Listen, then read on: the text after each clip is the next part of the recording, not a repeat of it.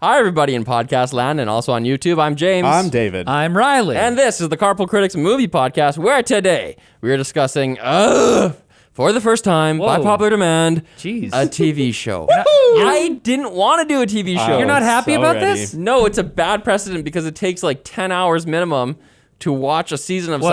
Not this but that's your one. problem because you weren't already participating in the pop culture fest that everyone else on the planet was. I mean, Yay, Disney! we're covering WandaVision, and I'm letting it happen. I'll allow it. I'm letting it happen Because I'm closing my eyes. A, I heard good things about it, and B, most of the episodes are half an hour. So Right. I actually could start watching it on Friday Yeah. and get done by now. Did you actually? You watch this whole show on the weekend? Yeah, I wanted to start Thursday, but I didn't. I think it was like probably after midnight on Friday. I was like, oh crap, I better get at least one episode down. Oh, dang. Luckily, it was enjoyable and easy to binge. Right. Because Okay. they're pretty short episodes, and they kind of get longer as the season went on. But Yes.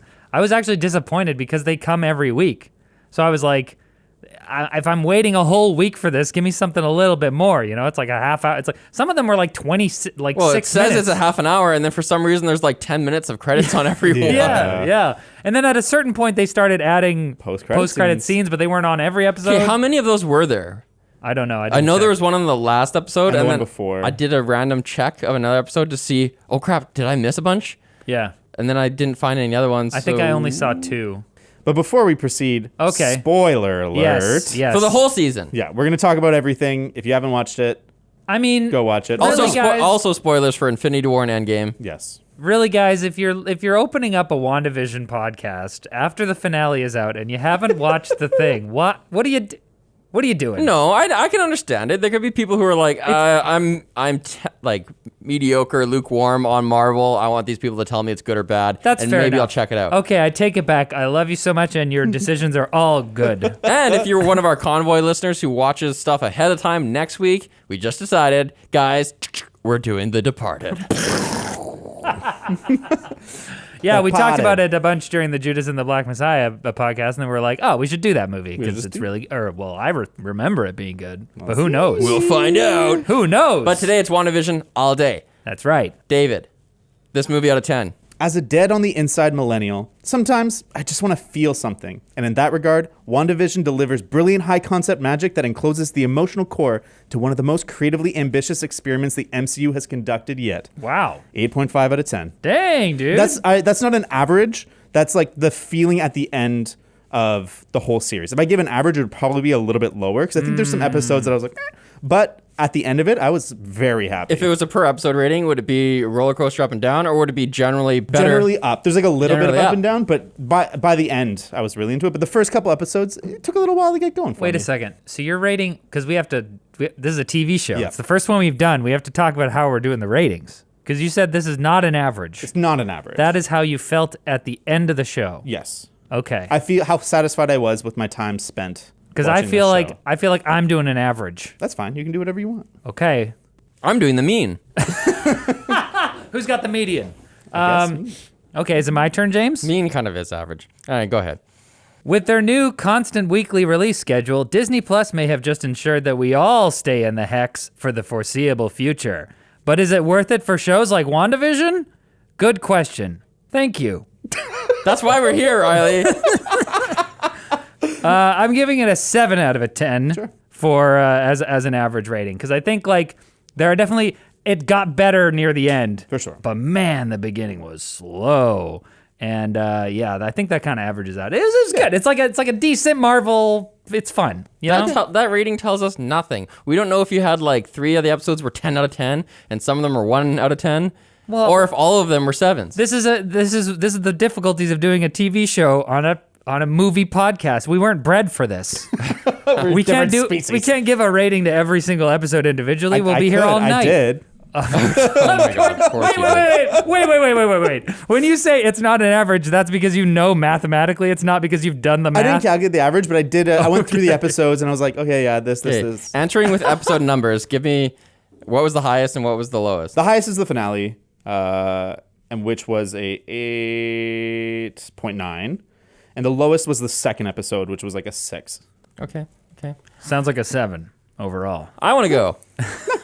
WandaVision is quirky enough to interest you, mysterious enough to keep you, and deep enough to expand your knowledge of the lore and the characters. All in all, I'm considering this series a triumph. Yeah. I think they did such an excellent job of weaving so many competing interests together. Yeah. I can't wait to talk about it.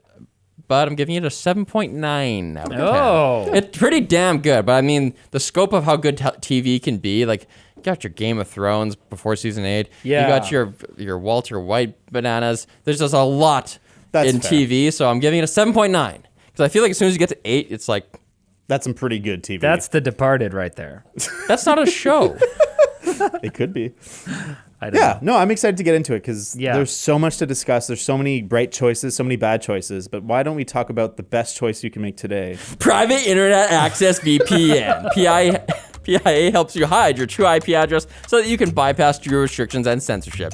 You can connect up to 10 devices at once, and it includes an internet kill switch That's the TV, I don't know. if your VPN gets disconnected involuntarily. PIA is available for Windows, Mac, Android, iOS, and even on whatever operating system Jarvis used. So check it out at lmg.gg/carpoolcritics. Wow. I love the way you tailor those sponsor spots, James. Sometimes. It rubs me the right way. What? Just like our next sponsor. What? No, We don't have a- That's it? That's it. That's it. Rubs me the wrong way. First episode of the show, I'm like, is that David Schwimmer? And then by the season finale, you're like, Who's David no, Schwimmer? it's Who did you not. think was David Schwimmer? That guy just has like the big mustache. Oh, Is that David Schwimmer? The townsfolk. Yeah. Yeah, townsfolk number 2 or whatever. I Yeah. think they do have Are we names, doing but- a synopsis? I mean, I have, yeah. Okay, What the it's hell a is short it? one. It's a short one. Okay. Jeez. Set 3 weeks after the events of Avengers Endgame, 2019, Wanda Maximoff and Vision are living in idyllic? Is that how you pronounce that? Idyllic. Suburban life in the town of Westview, New Jersey, trying to conceal their true natures. As they begin to enter new decades, encounter new television tropes, and have a pair of super-powered, fast-growing twins, the couple suspects that things are not as they seem. Because the town of Westview is actually being held captive by Wanda's magic, while the government agency SWORD tries to get in. It's revealed that the witch Agatha Harkness has been pulling strings in an attempt to steal the chaos magic that Wanda wields as the Scarlet Witch. A final confrontation sees Harkness defeated and imprisoned in Westview, the now resurrected Vision having escaped with his memories restored, and Wanda's projections of Vision and her twins destroyed, along with the spell imprisoning Westview's residents. Will the Scarlet Witch and the Vision get back together? Tune in next week. I mean, just kidding. When are we gonna find out? Hopefully never. Man, the end of this show just left me like, I'm like, wait, what about the real Vision? I wanted to see their romance. That was- is the real Vision. What? Because she created him out of her memories. No, So, he like, wasn't- he's. Oh my God, we're getting to Theseus' ship We're right not. away. We're not going to go there yet. I want to talk about how brilliant just the concept of this show is. Yes. It's not something that's straight pulled out of a comic. Like there's House of M, where she creates an alternate world where her wishes come true. But this idea of making it a TV show, that's like this meta element of this, where we're watching a TV show of what Scarlet Witch is doing inside of this TV show. Yeah. It really works to kind of keep it novel and like it allows them to kind of tackle these different TV tropes per episode and kind of keep Right. it fresh while maintaining this big storyline that's like kind of more what we're expecting Yeah, from the it's MCU. like they reverse engineered it where they're like, okay, what do we want to do with these people? They're a couple. They're kind of unique in that way. There's not that many Avenger couples, so okay. And then it was like someone was like, oh, what if we have it like a sitcom? And that was crazy talk. Yeah. But at least maybe it Well, could start as a sitcom. I should say, to be fair to the hardcore comics people, there is a storyline where Vision moves to like an idyllic suburban house and lives there with an android family. Like he has an android wife and android kids and stuff. And I'm not entirely sure whether that's like an alternate universe thing, but there is a comics run where Vision kind of has this like 50s American sitcom vibe. Fair enough. Very cool. yeah. But nonetheless, it's amazing that they found this like very original thing to do, which is just have a different genre per episode going through time. Yeah. And then find a narrative that worked with that. And then by the end of the season, you still have new like comic canon characters like Harkness. You've got character development into now she's Scarlet Witch. You found a way to answer the question that everybody had on their minds before the season even started, which was, how the hell is Vision going to be in it? Yeah. Right. Like, it made me have no faith in the show because I was like, they're just going to have some stupid retcon or contrived way to have him back. But it was a totally earned and awesome way to have him so back. great. Yeah. I think I did feel good at the end of the show. I feel like I went on this journey with these characters, and the one thing that I really love about this show is the fact that we were able to get this deeper. We were able to learn who the heck Wanda Maximoff is and who Vision is beyond just kind of like, she's an orphan with magic powers and he's a robot, you know? We got something that was really missing in the Marvel Cinematic Universe up to this point, in my opinion, which was like an actual romance where, you know, we see people connect on a level that we haven't seen the characters connect on, and they actually have reasons for why they like each other and they go through things together. I think the closest thing that's in my mind, like, who else has been in a romantic situation? Ant-Man and the lady? Yeah. Ant-Man and the Wasp? Hulk and Natasha. Well, sort of, but it's like not a will really. they, won't they? Yeah, Yeah. that's This like is the kind of a first, thing like, they sort of full- allude to, and then they Yeah. throw it out. And not only that, but it's also not that warm and fuzzy. Like Right. it's episode 4 or 5. She like gaslights him. Yeah. And straight up lies to him. Right. Like, I'm not doing this. I'm not in control of these other people. No, but I don't think. I mean, we can get into the We need to theory get stuff into later. that, yeah. But I don't think she is in full control of it. I don't think she's like conscious of what she's doing. But I don't want to get into the theory stuff yet. That's all very interesting. I just want to praise them. Yeah, like the amount of 40 chess they're playing and the fact that they've taken the MCU and like done such a wacky idea and pulled it off, and like everyone likes it. Like, oh, not everyone, but it was a smart idea, though. It got Yeah. more people to watch Yeah. than otherwise would. totally. I saw some tweets when the show first debuted, and people were like, it's really cool that the MCU has gotten to a point where everyone's so familiar with the universe and the characters, and the fact that you can have these like wacky, magical, futuristic, sci-fi, whatever things going on. And so the fact that we have that playground to play in means that we can go crazy and do some like really experimental stuff, like this idea that they're trapped in a TV world and they're going through the decades. Like, Yeah. it's a really cool setup. Well, and I think one of the things that's really cool about it, and I don't know if it's by design, but the show circles around grief. Every episode, everything in the show, that's like the central idea is grief, and how Wanda uses TV to pacify that grief. But in a weird meta way, we're using WandaVision to pacify the grief that 2020 has been, and like the grief that we have over the stuff this morning. We have the people we've lost, and it becomes like this meta thematic idea of grief where we're participating in Wanda's grief through this, through this show. And I don't know if That's it's by really design. cool. Like, yeah, that's not in the show, Yeah. but that's a really cool idea. Yeah. I hadn't really thought about that. Yeah. Another thing that's really cool that only the MCU could pull off is the structure of this show. Like, imagine this show had no attachment to anything you've already heard of. This would never work. No. Not at all. The reason that we are able to sit through 3 episodes, the first 3 episodes are really, especially the first 2, they're really like, what the hell is this? Yeah. This is not the Marvel I know. But we're willing to sit through it because it was quirky. It was well acted. There's funny little jokes. Yeah. I like they did what they were trying to do very well. But we as an audience are willing to give them more. Yeah. More rope, more slack, because we trust them and we know this is going to go somewhere and have a form that I recognize eventually. Yeah. It's actually similar to in The Dark Knight. I think we touched on similar things. It's like you can have more setup and spend, half an hour before you see Batman because he's going to come and it's going to be good. Yeah. I think that obviously we're going to get more into this, but it brings up the question yet again about what responsibility Disney has to bring in people who aren't familiar with things that are going on. It's like, we know that people going to watch Infinity War or Endgame. It's like, if you haven't seen any other movies and you're buying a ticket to this movie and you just like are like, oh, I guess it's gonna be a fun, this is the blockbuster everyone's talking about, I guess I'll go check it out. I have no idea what's going on though.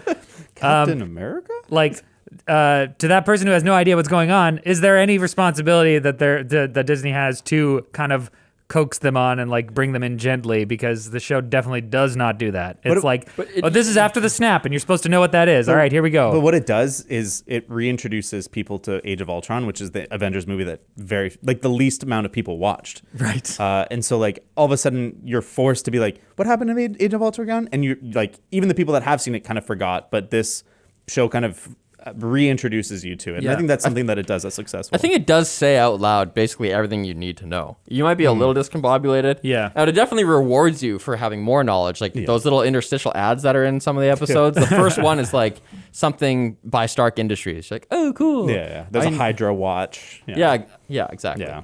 That stuff's cool. Man, something that I'm still, I guess, very confused about is like the TV aspect of it. Like I can understand Wanda wanting to like in her grief create this world where they can live together, but there's this whole other aspect that where like there are virtual cameras, I guess, in there, and it's broadcasting a TV show out into the world. I think that's the Agatha stuff. I think that like she's doing a lot of manipulation behind the scenes because you're right. Like if you think about the logistics of it, like what are these cameras? And you see them in a couple shots when Agatha's revealed as the villain. Wait, so Agatha was behind the TV stuff? Yeah. Well, she's literally behind the camera in the episodes that are more like Modern Family in The Office, where they're talking to the host off screen, documentary style.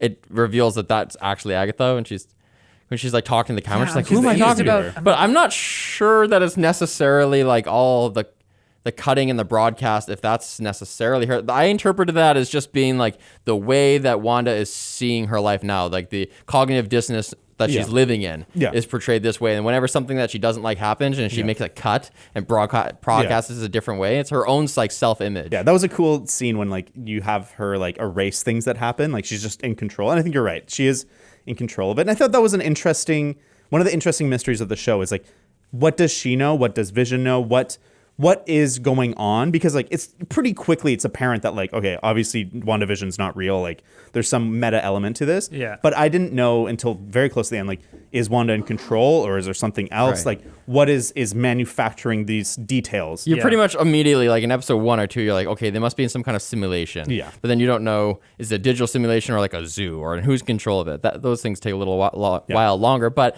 even back to Riley's point, like, for me, it made sense. I didn't question the fact that what she was doing psychologically became a broadcast of some sort that could be intercepted by an antenna. I could see that happening, just like psychically. Yeah. There was some kind of wave that came off of this, and they intercepted it. I questioned it more when they're like, WandaVision is no longer on the air. We can't watch it anymore. Yeah. Then I was like, wait a second, wait. So she was like intentionally broadcasting, and now she's intentionally not. Yeah, that's why it's confusing to me. That's weaker to me. And like the commercials, for instance, the commercials have nothing to do with her actual They life. do. I think, though. yeah, they do. They totally do. And it's their subconscious coming out. Yeah. Her like Because there's like references to Hydra and stuff. No, the Yo Magic is all Yeah. about how Agatha is stealing her magic. The what now? The, Oh, I remember the didn't shark see it that way. commercial? Yeah. It's all about like, I want to sip on Yo Magic because then I'm all full or whatever it is. It's like it's Oh my foreshadowing gosh. to Did Agatha. someone make a video essay about this? No, Like, but did someone analyze it's there. it? Why would every little You're one of right, them- David. Yeah, so in that commercial, the person's on a desert island. Oh, finally, I get this yogurt. And then they drink the yogurt, but instead of being nourished, they drain into a skeleton, just like the witches in Salem did. But I actually had a totally different interpretation of that because that actually happens before Harkness is revealed. Yeah. And for me, I thought that each of the commercials was a barometer for where Wanda is in her arc. Because it goes, I believe that one is in 6. And that is the episode where someone literally says out loud, "All is lost."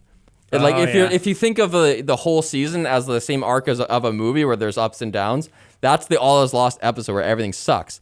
And by the way, I love that Yo Magic, like it's claymation, looks like Barks has bite kind of stuff. Yeah, totally. Oh, I don't know why that episode. I know why. It resonated with me more than the other ones because I watched Malcolm in the Middle, and that was the first one. I was like, this is clearly not just a genre; it's this show. Yeah. They were like, I could tell that as well because I watched a lot of Malcolm in the Middle. I was like, this feels like Malcolm in the Middle, big time. I love a lot of the TV stuff. Like I think it's fun seeing the different eras, and like obviously the eras that I know less, like the 50s and 60s, are kind of jumbled. And I felt like I wish that the 50s and 60s ones were combined because I didn't realize till after that they were actually different. The 70s one I picked up on, 80s I was like, yeah, it's like Foolish House.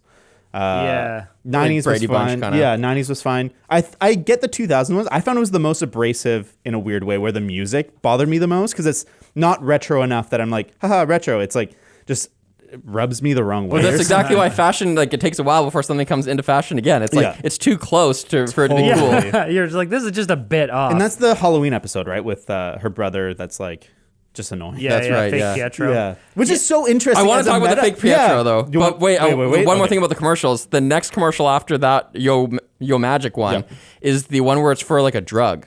It's called Nexus. It's a yeah. drug Oh. commercial, and that one depression. is she's totally confused. That commercial, within that same commercial, it says things like Side because effects. because the world doesn't revolve around you. Or does it? She can't figure out which way she's going to go. She's in this Yeah. dilemma, like, should I destroy Right. this creation I've made or not? Or should I feel my feelings? Okay, but my question is, so all right, so then from the outside perspective, to someone just like watching the TV show, like they're picking up the signal or whatever, is Wanda's subconscious generating these commercials? Yeah. Okay. You're thinking guess. too hard about it, man. I am. As soon as magic is but I think- included, it's but- just magic. But I think that's the thing that bothers me about this level of advancement for the MCU in general is the fact that now we don't have to explain things so much that I think a lot gets left behind. And they can Sort just of. kind of skip things when they need to. But what do you want? Like, oh, her brain resonates at this frequency. Oh, we can pick it up. Like, I think- her brain is an antenna. Like, we don't need that stuff. We need to understand she's the most powerful being in this universe. It's tough. It's tough because I'm not like I don't have a solution about how to make it perfect for this show, but I'm just saying that like at the end of the day, we have this really cool setup where all right, inside this hex, Wanda is generating these like fake decade-based TV trope episode type things, and we're progressing through the decades, and we have this setup. And someone thought that creatively, that's a really cool idea for a TV show. What if every episode was a different era in TV and we've like kind of followed the tropes? That's a cool idea. And it's like, all right, we have this MCU where we can just kind of make anything happen that we want. So let's do it there. And that's a cool synergy. But I think that because they're kind of like two separated concepts, we have this MCU with the superheroes and we have this cool idea for a TV show, and you're mashing them together, there ends up being inconsistencies that aren't fully explained. Well, for sure, you need to like invent in-universe explanations that are at least good enough. And the thing is that's the thing that bothers me is that because they've set up so much work for themselves in making these two concepts mesh together well, they're just kind of like at a certain point they're just like, it's magic. I don't feel that way. I feel like if they hand waved a bunch of stuff away, it would have bothered me. But I think that they do enough work to get you to understand how this is working. Like, I don't need the details. I don't need the logistics. I just need to know there's two like sorcerers. Yeah. And like their mental battle that's happening is creating this weird wavelength, and they can pick up on it. It doesn't have to be perfect. It just has to be enough for you to suspend your disbelief. I was My able question to. for you guys, though, is did you get the sense that this was extensively outlined before, or did they make up where the show was going after they had already written like half the season? Because there's a couple things where I'm like, looking back, does this stick out as wrong, or did they know what they were doing I don't when think they they wrote could. that? I think it comes out in such short sequence, and there's so few episodes. There's not enough time to really pivot. Like, they might be able to make small changes, but I don't think they're doing anything major in 8 weeks. Okay. I think that on some level it does feel like they laid the groundwork early on, but I do get what you're saying, where there is sort of a feeling that like they started with this really solid concept, and as that kind of transitioned more into just like a generic Marvel experience, that like overall arc was kind of like forgotten about. Or For me- it's not like the arc wasn't there. It's just that there is a bit of a feeling that there's like a disconnect. Like they kind of started with something cool, and then they're like, all right, now we're doing Marvel It stuff. felt like the rug was pulled out from underneath Yeah, a little bit. when Harkness got introduced. I was like, oh, this is totally a different show now. Yeah. Yeah, sort of. It's only the last like 2 yeah. episodes. And they made it seem like they had kind of like hinted at her. They're like, oh, look, she was here, and she killed Sparky, and blah, blah, blah. And I was kind of like, nah, you could have written that after. It seems Really? kind of like What are you talking about? Of course she was the villain from the begining. I don't know. She felt What kind are of you? No, shoehorned that's in. insane. Oh. That's totally bonkers. Oh, David. Of course she was the villain from the beginning. Why? I didn't feel like she was. Why would they create a random sorcerer villain at the end? Like that's an OG Marvel Because they only had character. like 6 episodes. Agatha Harkness, Agnes. No, I Like, get it. Like Yeah, but you could write that whenever. I'm not mean, saying they shot. she's wearing a brooch the entire time. That's the Agatha brooch. Yeah, but that's, from the that beginning. all Yeah, comes yeah. later, But dude. we're I'm not- not saying No, but that. what are you saying, that she wasn't planned as the villain? No, I'm not saying that she wasn't planned as the villain. I'm saying that the feeling when she is revealed is that it's not paying off anything. There wasn't anything that kind of indicated to us that she was a person of interest. Are you insane? Oh, God. There's so many clues. Like, I can't pull them up right now, but wait. But she's constantly the one that's pulling, like, as soon as Wanda's having breakthroughs, she's always there in a snap. Right. She's always the one distracting Wanda from, like, really breaking through. She's the one that creates the doubt about Rambo when she's in the universe. She's like, what is Rambo doing there? She's new. She's scary. You should go in there, Vision. And she's creating this doubt the whole series.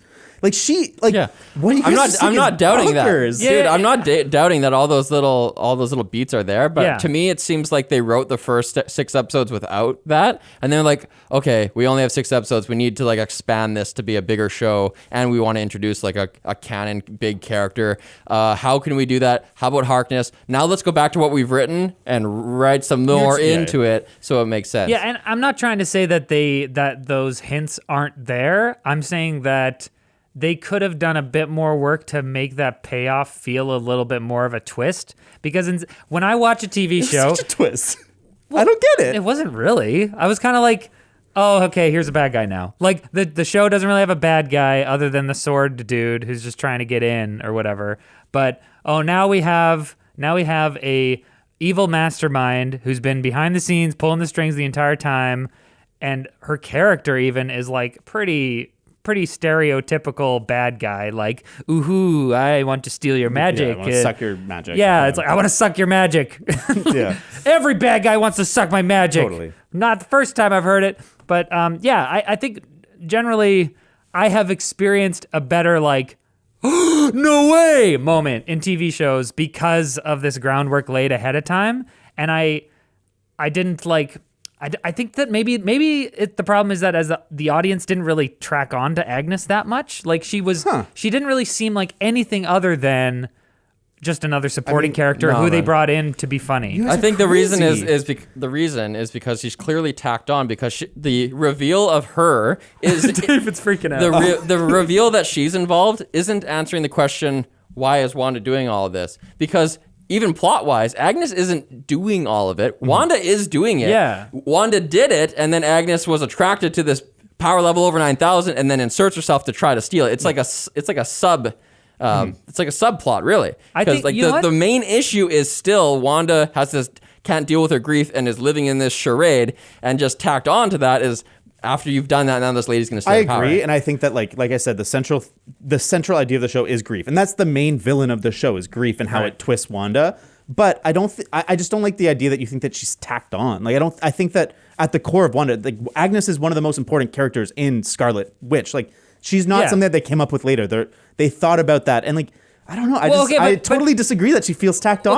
Okay, but from the perspective of a Marvel fan who's familiar with the idea, with the character of Agatha Harkness, someone like them might be like, I don't know, who's like I'm a huge Scarlet Witch fan. Like, do they exist? Of course they do. No, I'm sure, but like, if there's one of those, if they're watching this show and Agatha Harkness comes up, they might be like, Harkness. Oh, it's Agatha Harkness, the character we know, But to us, we have no idea who this person is. We know Agnes.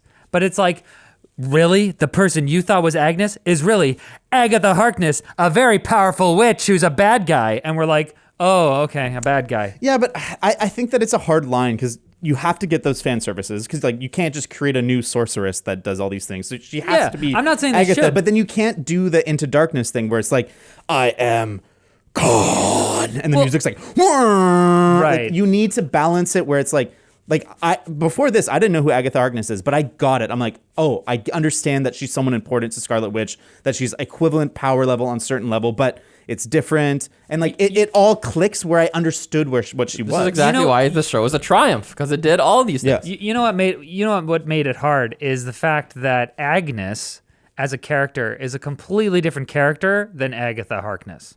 So we see Agnes doing stuff and being a part of the universe or whatever, but we don't really get like a sense that there's more going on with her. Like we see her kind of struggle mentally with like the illusion of it, but we see other characters do that too. So there's nothing like different that she's going with. They're giving you these red herrings. They're making you think that she is just a random person. But then when you go back and you're like, oh, that scene she had with Vision where she was pretending to be frozen, like that's dark. And she has this crazy laugh. And like the first time you see it, you're like, why is she laughing? I guess like her brain is freaking out. No, she's having a full witch moment. She's laughing at Vision. Yeah, and we find out that she was having a full witch moment. That's a twist. When we That's find a out that twist. she's a witch, but I'm saying that, look, this is really just a discussion about what it means to set things up and pay them off. Yes. And I think that there wasn't enough setup to the uninitiated viewer. Like, I'm an MCU guy. Yeah. I know all about the MCU. And I felt watching this movie like I felt absolutely nothing when the Agatha Harkness reveal happened. You know why that is? It's because usually when there's a setup, the audience should suspect something. If they don't know they suspect it, they suspect something. They don't know what it is, but there's something there. Yes. Whereas this was just like, aha! You guys just missed it. I totally suspected her. Like the whole time, it's like there's something different about her that she's so much more involved in Wanda's life. Why is she the specific person that is constantly in her life, going in her house, going out? She's her neighbor. Yeah, Why that's is she her not, I neighbor? accepted it as just like, every TV show has you the missed neighbor. it. Well, exactly, but that's part of it, is that they're taking on the TV trope to misguide you. That's very So good. the difference here is that it's like, you're right? I'm not saying that you're wrong about how the setup wasn't there, but I'm saying that the fact that James and I both felt, would you say you felt nothing? I don't know. My issue is just that it seemed like a totally different show suddenly. Yeah. Like flying around the Fair air. enough. Yeah. I mean, I would say that I felt very, very little. I wasn't like shocked. I was just kind of like, oh, that's who the bad guy is, I guess. And so like, I think that the setup was there if you go back and look for it. Yeah. But I think that that's a failure of a movie or a TV show to have this setup there that's not very noticeable. We've literally praised movies for that exact thing, where like, oh, I didn't realize there was a twist, and then the twist happens, but if you go back, all the clues were there. We've praised movies for that. I don't usually. I see dead people. That's a perfect example. Yeah. I don't usually praise movies for setting things up that are kind of hidden so well that you don't notice them at all until the reveal happens. Well, and then I did and notice then you them. have to notice them on like rewatch. Well, in or this something. same show, it sets things up different. Like when the helicopter or the beekeeper thing, like you see the helicopter. As soon as that drone goes in to the hex, and you're like, oh, it changed to, it assimilates to something That's that cool. That's great. But as soon as that happens, then when you see the beekeeper, you're like, oh, that's a hazard. Yeah. You're like, you understand, and you're like a step ahead of it. That's cool the because kind it of was- build up that Riley likes. Right. And so when it's paid off later, you're like, I suspected that. This is what I'm asking for. I'm asking for a beekeeper moment with Agatha. We didn't really get a beekeeper moment where we're like, what the fuck is what? What is we Agnes definitely doing did. there? When her and her husband are at the fence, and they have that conversation, and it's like we're breaking That's through. not her What was husband. that? What was that? That is probably one of the moments. So it's Yeah, not her and- husband, it's Herb. And Herb is like trimming the hedges, but he saws into the wall. Yeah. And Yeah. Agnes is over there. What does she say to him? I can't remember exactly, but that's a moment where you're like, there's something different about her compared to Yeah. him. Another- And she bikes away on a bike like the witch in the Wizard of Oz. Okay, that's cool. What about the scene where she breaks the fourth wall and she's like, what do I do? Wanda, what am I supposed to do? Like she's acting like she's an actor and Vision's all suspicious.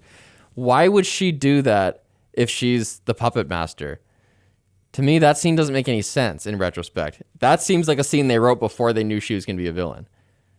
I don't. Okay, well, I differ from you maybe on this, James, because I don't think that they wrote it not knowing that she's going to be the villain. Like, it doesn't seem tacked on to me. It seems like they intended for her to be Agatha Harkness the whole time, but maybe these setup things that were definitely there, as we were saying, were just like a bit too subtle for someone who like wasn't like. Like the show's looking for the show's bad trying guy, to do too you much. know? Like Yeah. I remember that scene where she's talking to the neighbor who's trimming his hedges, Yeah. and he kind of goes into the wall. I'm like, that was a moment where I'm like, what's going on? But I didn't. There was nothing about Agnes in particular Yeah. that made me like do the WTF thing, Yeah. because they were both kind of like, oh, what's going on? Like, Vision is Wanda okay? Like, they were both acting pretty much the same. We should probably move on. I guess I'm looking for something should. different. Because like I don't want to be able to predict where the show's going. And like when she is revealed as a villain, I was like, oh damn. And I didn't know who she was, but I'm like, oh, she is the villain. And that's cool. Like I think that's there's a cool that I balance. didn't expect it. Move on. Okay. To Quicksilver. I want to talk about Agatha Harkness, how when she becomes a witch, it kind of sucks. And like you said Like that the show costume-wise, or well, the flashback? costume is fine, but I think that the show is at its best when it's focused on grief, and then all of a sudden they've manifested a villain who is there to they're there to sorcery fight each other and like throw magic at each other. And that's not that interesting. And it's like you said, it's not that interesting that Wanda is being controlled creating these things. It's more interesting that she's manifesting this out of her grief. Yeah, I agree with you there because at a certain point, Harkness presents to Wanda the ultimate dilemma of the whole show, which is, are you going, I'll make a deal with you. You can actually stay here in the Hex and live in this illusion with your love and your children, or you can destroy them all and deal with your grief. But I'll actually facilitate the former, which is going to be super attractive to you. But you have to give me your power. And of course she's not going to give up her power. That doesn't make any sense. No. Well, I mean... So you know that she's going to pick that option, so it becomes less of a dilemma. When I guess I agree that she's tacked on in the sense that thematically she's not intertwined into the theme of it. She's a villain that is there for the MCU to be MCU-y. And that kind of sucks, I guess, a little bit. That it's not a villain that is tied to her grief. Yeah, I don't really care about who Agatha Harkness is or why she's doing what she's doing, because the reason she's doing what she's doing is because she just wants power or whatever. Like, I think that it's a bit disappointing coming to this after having a villain like that. Obviously, she's not Thanos level villain, but this was a problem before the Infinity War, the two films there with Thanos, where Marvel villains in general were just kind of lame, and it seems like, unfortunately, we're kind of back to that here, where Agatha Harkness's only reason for being here is to be the big bad guy with magic powers. I can see them building off of this and having her be interesting, because they are going the magic route in phase 7 that we're in. I don't know what we're in anymore. 5, 4? I think phase 4. If they 4. didn't put her in, the final showdown would have been between Monica Robo or whatever her name is. Rambo. And Wanda. I do like that they kept Agatha around. Like, now we know where she is, and if they need to pull her again, she's in Westview chilling. That's a cool villain prison too. Yeah, I want to see her interact with Loki. They're kind of similar. Totally. Well, their Loki show's coming up. Yeah, she's funny, I guess. She's wry, sarcastic, twisted, but she's cruel. Before they introduce her, it's all about Monica. Yeah, and it's actually interesting because there's that kind of internal conflict between the patriarchal CIA guy or sword guy who wants to go in there. Sword guy. And he wants to just destroy them, right? Like he sees something wrong with the world, like drug addicts or any kind of, or like prisoners. The solution is to kill them. Yeah, he's like a pro death penalty kind of guy. He's like he's the kind of guy who thinks that jail should be punitive rather than like restorative. Right. I was confused about what Sword want. Did they just want to kill Wanda? Was that their whole idea? I don't think so. I think they just are there to maintain control, and they've lost control. He wanted Vision. Yeah. No, but they had Vision. They had White Vision. That's what I was so confused about, because I thought there were parts, for a few episodes in the middle there, I was like, oh, Sword is trying to reclaim Vision because they want this weapon, but they had Vision the whole time.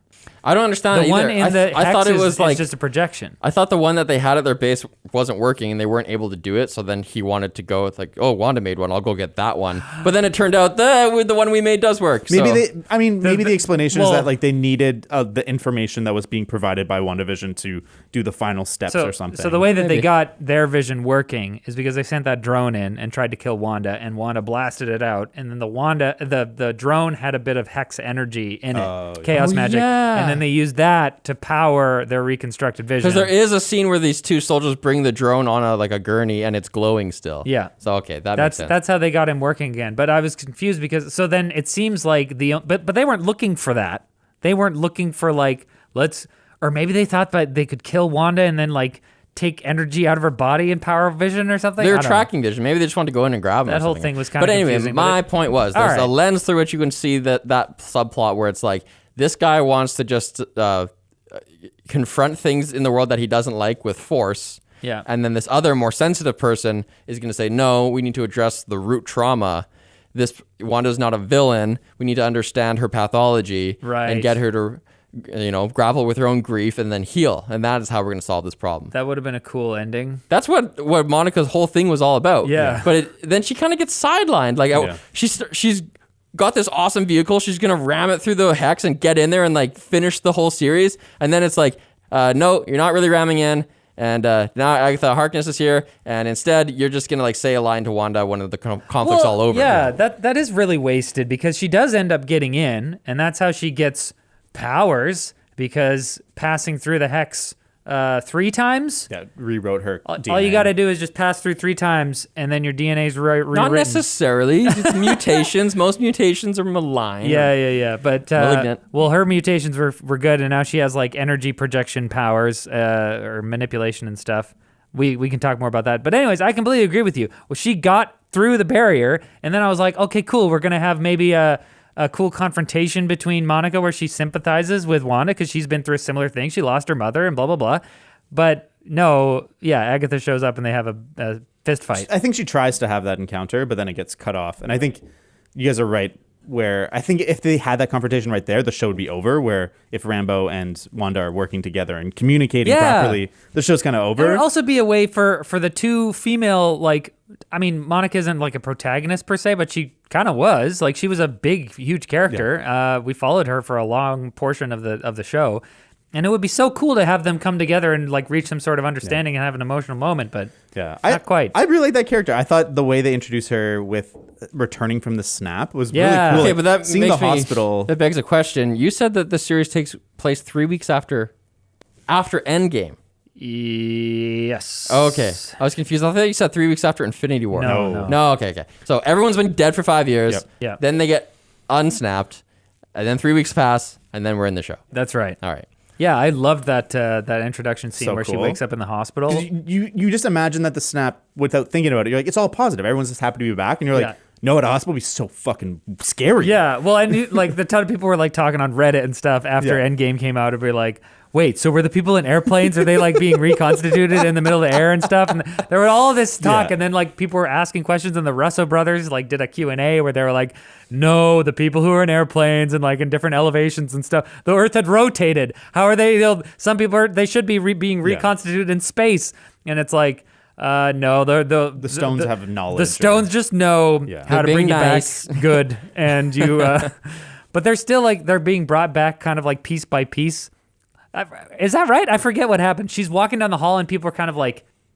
They're dusting in, aren't they? Yeah, you dust in just like you dust de-dusting, like they're reconstituting out of thin air. Yep. Yeah, that was really cool. Oh, it's great. I just then immediately you realize that her mom died 3 years ago, and like her confusion, and it's like that whole scene was so short, but it was so powerful. I was like, oh man, I also this is so scary. Where it was placed in the show was so good as well, because I think that was episode 4. Yeah. After 3 episodes of basically all TV sitcom stuff, and we got like a little bit of a teaser at the end where she gets blasted out of the hex, and then she's like, they pick her up on the ground and stuff. Such a good placement for it as well, because that kept me going, because at that point I was kind of like, how long are these episodes going to be, these full TV sitcom episodes? Like, come on. And then like we get this like in medias res, like in the middle of something happening, the episode starts and it's like deep character background and like action. It's great. Well, that's the episode for me where it starts to click into place. For sure. Because that's when they spend a lot of time outside of the hex building out like what's happening, like Jimmy Woo's character and Kat Dennings and stuff. And I loved that stuff. Like Monica Rambeau and Jimmy are like such a great pair. And I saw people being like, they should have their own like X-Files show in the MCU. And I'm like, hell yeah, fuck yeah, that'd be sick. Nah, Jimmy's kind of lame. You were lame. He's kind of lame. Did you watch any of Agents of S.H.I.E.L.D.? No. I didn't either. And I have no interest in doing it. So no, I mean the MCU, I don't understand this. I'm like, the MCU exists to have superheroes. Like, I don't want to watch an FBI. I don't want to watch the X-Files or Criminal Minds in the MCU universe. I don't need it. Well, here's an interesting question, because like I've been thinking about this a lot, about the difference between like content and cinema, or like content and art, let's just say. Hashtag content. Yeah, and so much of the MCU is content. So much of it is just like, it exists to just get your money, do this. And like I'd say Agents of S.H.I.E.L.D., what I've watched of it is, it's like a show to keep you watching and do this. It's not expressing an important idea. Right. But do you think that WandaVision elevates itself a little bit above that?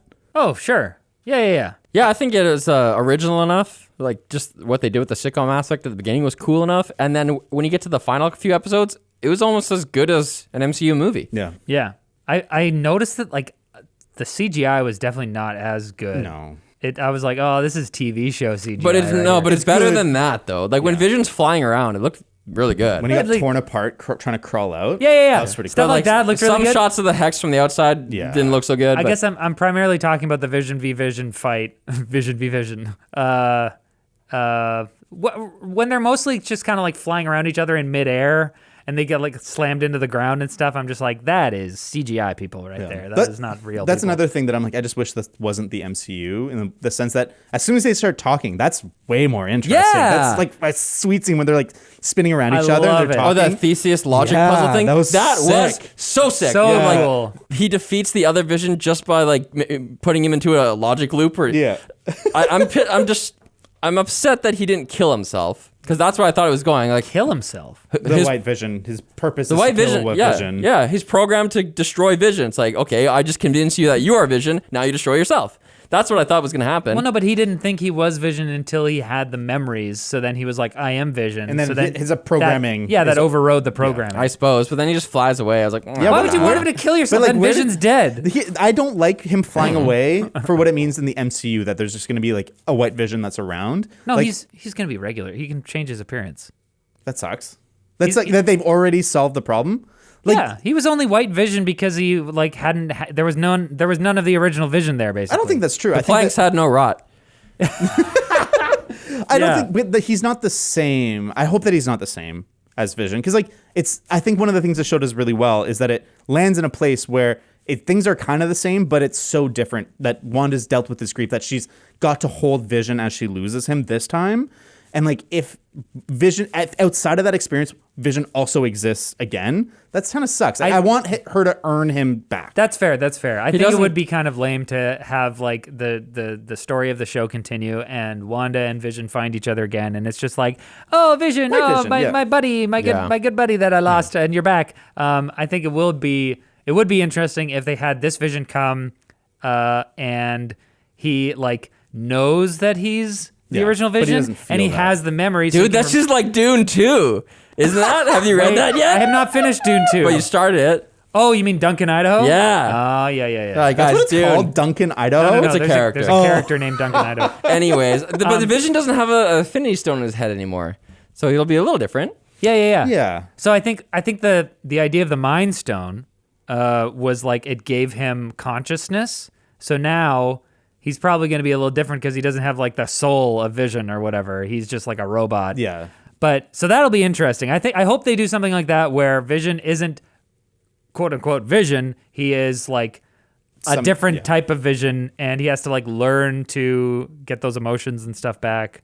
Which is actually that's happened in the comics a number of times where like Vision loses the ability to be as human as he is normally, and then he like regains it by doing something. So I thought it was cool. so cool in sci-fi that they had that logic fight. Yes. I feel like that's something that's way more comic booky and way less comic book movie-y. Yeah. I was so happy to see that finally get represented on the screen. Yeah. I loved it. Yeah, if they just like finish that fight by punching each other or something, that would be so disappointing. Anytime it goes into comic book movie, it kind of sucks. I think that the way that Wanda deals with Agatha is fine. Like I think it's smart that they set up the runes and then she's like with it enough that she can learn from that and creates the runes to close it off. But anytime it's just flying or like throwing magic, like man, hand magic looks lame. I don't like Wanda's hand movements. The way she moves her fingers, I don't like it. I think it's hard though, because like even like something like Harry Potter, it's like kind of cheesy to be like, and like really? you whip your arm. Like how do you do it? And I love the like, Harry Potter like maybe. mechanics. It's pretty good. Where there's like things you have to learn about how to do it, and that you have to flourish it in a certain way. Like I like yeah, that. but you're holding a little pin or chopstick. It's not it's a very. magic I think wand. Yeah, but Doctor it's- Strange does it a little bit better, where they integrate like martial arts into Yeah, it, or like that's the Last cool. Airbender, like not the movie, but the cartoon. It's integrating actual martial arts. I think could Yeah. look better than like waving your fingers and For like sure. I hate That was her the little coolest- bent fingers. Yeah. Man. Yeah. I don't like it. But that's the way that Wanda moves her fingers around in that weird way is like the number one reason why Lauren was like, she's done with Wanda. She's like, I'm like, she's one of the most powerful characters of the MCU. She's like, I hate her hands. Make her stop. I'm not watching this. Yeah, Michaela didn't like the show either. I didn't give her a good chance. Where like I watched an episode without her, so she kind of came in a little bit after. Yeah. but it's the one MCU thing she really didn't. Yeah. like. Oh, It's that's too so bad that interesting. they You should kinda have set started that at up. the beginning because this was the first time like Larissa's sitting there watching it. She's still awake. I'm on the second episode, and she just comes out loud going, "Why is this so lame?" like so lame, but still watchable. Oh. And I was like, yeah. Interesting. Why? Because she's not even the type of person who would watch something, like, I doubt she's seen Bewitched or Dick Van Dyke. or like, whereas, like, I've watched enough of these really old shows that I could, like, I see what you're doing here. Yeah. I don't think she even has that or would normally give a shit about that. Yeah. Yeah. I think it might be that even when you're watching those early 2 episodes, Wanda still kind of seemed like a modern woman in that old environment. Right. Yeah. She still kind of stood out. Yeah, a little bit. And I think that like that was kind of the premise of the show, like the fake WandaVision show that is occurring in the show. The premise is that they are like they have these secrets and they're trying to keep it from the town. And I kind of liked how that's what's really happening, but it's also kind of the premise for this fake TV show that like they're super powered and they have to hide it from the town. Like I thought it was kinda cool. so badass when I figured out that the title of the show, WandaVision, had a meta meaning. Because before I had seen the show, I just thought, it's Wanda and Vision. But now I realize it's not only that's the name of the show in the show, but it's also kind of the name of the theme or the antagonist of the show. The Hex it's all WandaVision, and that's what we're up against in this show, is trying to dispel that illusion. I feel like I'm WandaVision. Oh, like it's Wanda's vision? Is that what you're saying? No, What's going on here? The TV show inside the TV show is called WandaVision. Yeah. She's broadcasting That's all you're WandaVision. talking about? Yeah. Oh, Yeah. okay. I And thought there was the like another- Hex is just like the spatial area of WandaVision. And Yeah. it's like, this is what we're up against. What are we dealing with here? We're dealing with WandaVision. But maybe it's also the way Wanda sees the world Yeah. is the vision. It is, like we talked about before. The show that she's creating is how she's trying to see the Right, world and trying to bury all her emotions. Dang, dude, this show is so deep. It is deep. It made me feel. I want to talk a little bit about the kind of the more like grief stuff. Yes. Like I think the best scene in the whole show is the flashback of Vision walking into Wanda's room after Age of Ultron. And Yeah. she's grieving, and they just kind of talk about like she had lost her brother, and so he's trying to console her with that. But there's such an interesting dynamic because he's human-ish at that point, but he's still pretty robotic, and he's learning to do it. But that one line, the like, what is grief if not love persevering? Right. That's like way above anything in the MCU. Like I don't think there's ever been a line that meaningful in the MCU. It got some traction on social media. Sure did. That's got to be a quote, no? No, it's written for the show. I looked it up. Wow. What is grief but love persevering? Because he's like he's like a literary robot, I right? couldn't find it. I didn't do a huge search, so I might be wrong. But I like the scene where the dog has died and then Wanda is struggling with whether or not she should bring it back to life. Because that is her oscillating between like who she should be and what she's currently doing. Yeah. Like how much do I want to lean into this illusion thing? How much real life am I going to insulate myself from? Because she totally could, quote unquote, bring it back to life because it's not a real dog, I guess.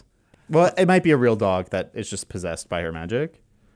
If it's a real dog that's possessed by her magic, she could just make a copy of it, and it's like, okay, now that because she just made Vision out of nothing, and the kids out of nothing. Like the kids and But Vision they aren't. exist. Yeah, though. they're not projections. They're physical. Yeah. They're physical. And it took me a long time to figure this Well, out. but they're physical and they're not. Like that's what makes it weird. Is Yeah, that she's I'm not like, I sure. made you a body, and so these are like actual beings, I guess, that exist, and they are given some sort of consciousness. Like she was like, Vision was like a part of her consciousness, and so then like magic sort of created this body. Well, all I'm saying is that she could make a copy of the dog and like take that from a bit of her consciousness too and make a fake dog. Vision you know? is a little bit different because she gets her power from the Mind Stone, and he's powered by the Mind Stone. So there's like a connection, for Which is their why he powers. can't leave the hex. Yeah. But Wait. presumably her kids could just leave the hex. Wait, she was powered by were the her Mind kids- Stone? I understood by the That was end of the Time show, Stone or the Space Stone. the yellow one, the Mind Stone. She got her power from the Mind Stone. That's what it said in this show. It shows it in the show. Remember, she like looks at it real up And the close? Scarlet Witch appears in the Vision. Are you sure that's the Time Stone or is Mind. That or the Mind? Are you sure that's the Mind Stone? Time's green. The time stone's green. It wasn't green. Space is Space is blue. I thought it was blue. Yeah, It broke off it and reveals yellow though. Remember? It like shatters. Googling it. I'm Googling it. But what was I saying? Yeah, so he's tethered. So when he tries to leave the hex, he gets like ripped Yeah. apart. My question is, it seemed at the end of the show that her kids were real kids that she'd given powers to, like she had kind of possessed and done that. But when she's pulling apart the hex and they're falling apart, what's going on there? I was kind of unclear if they were created or they were real kids. Yeah. And maybe that's the point, is we're not supposed to know, because she hears the scream in the post-credit scene at the end of her kid. Did you make it that far? Oh, you're right. What was the post-credit scene? So the again? post-credit scene is her. We're not sure where she is, but she's in the wilderness somewhere. She's like in her sweatpants with a cup of coffee or a cup of tea.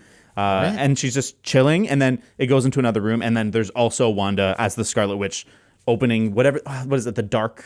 The Darkhold, which is like their one ring. And she's studying it while she's has What her is this projection going post-credit around. scene? You didn't see, guys. What? It's Marvel. No, Gotta watch the I post-credit saw scene. the other post-credit scene. Like, are there two in the last episode? I guess so. But anyways, she's in the wilderness and she's walking around having a nice time. But then in the back of the house is her as Scarlet Witch studying the Darkhold. And then she hears a scream of one of her kids and she's like, and that's the. So why are there two of her? Because she's now so powerful that she can study while like living. Oh, God. Because like Doctor Strange can do that, but he needs to rest his body while he does that. So he got his astral projection doing stuff, but his body needs to rest. But she's able to like do multiple things at once because she's so powerful. Oh, I'm so sad that I didn't see that post, because I did fast forward at the after the finale. Yeah. Fast forward, and it's like it's Monica talking to someone. Oh, I don't even remember. Whatever. Anyways, Yeah. I just confirmed that. Oh, it is a yeah. It was Mind Monica. Stone. Someone comes into the theater and Monica's in there and she's like, Oh, yeah. reveals herself to be an alien. I'm yeah. assuming it's Yeah. from the It's a movie I Skrull. didn't Kree. see. This is Kree or Skrull? Oh, Skrull. the You're Kree right. are The evil. Kree are blue. The Kree are the bad guys? At least in Captain Marvel. The Kree are Skrull. Do you think that the Skrull are the bad ones? right. The Skrull are the green people with the pointy ears. Yes. Yeah, it's a Skrull. What do you guys- And she said, and the Skrull says to Monica, "Oh, he's waiting for you up there, or whatever." She's gonna take her into Captain space. Marvel. Yeah. And I guess she's 'Cause gonna be it's the Captain daughter. Marvel. Yeah, she was in Captain Marvel, that character. Yeah. Well, Monica's mom was in Captain. But the Marvel. kid was there. Oh yeah. She was a kid. there. Yeah. Either way, what do you guys think of post-credit scenes on a TV show? I think it's pretty presumptuous to make me watch 8 fucking sets of credits for one TV show. It's weird because it's not a TV show, though. If it were a TV show, you would never, ever do that because I might have changed the channel. You're right. But it's a TV show where you're a captive audience within my Yeah. app, the Disney Plus app. So pretty bizarre. And they also have, it seems like they're playing by movie rules where movies dictate that you need to have 2 credit sequences, which is why we used to have opening credits and end credits. And now, like as in this show, there's end credits and end credits. Yep. There's the end credits that are like have the animation, and then there's the end credits that just have the white text over the black Yeah. background. Yeah. And then to put a freaking scene After. I think it's After like that, totally man? fine because Disney can do whatever the heck they want because we're a captive audience, and people who are like super into maybe this if their stuff, fucking interface was better, they don't even let you select Yeah. the bar and scrub the bar. They Yeah. only make you go fast forward Yeah. like it's a freaking VHS Yeah. player or do the 10-second thing. yeah, and should I be don't able know to hit a about button and you it goes guys, to but the the, end. the 4 to 10 second and the back Doesn't 10 work second very thing is well. just busted for Yeah. me. Like I do that and it takes forever to load, and so I always And- do the fast forward. They don't even have a play from the beginning button. Yeah. Because I logged in to the David's and it's like he's already watched it. And I There's actually no had restart button. No, I had to go in. It is playing the credits, and I had to rewind. It's like, what Oh. the fuck? That's- Oh, Have this you is used your horrible. own app? I wonder if it's on the purpose most- to like make it less pleasant of an experience to share the app. with Absolutely people. not. No way. The most Don't first think so? world problems No way, ever no way. ever talked about.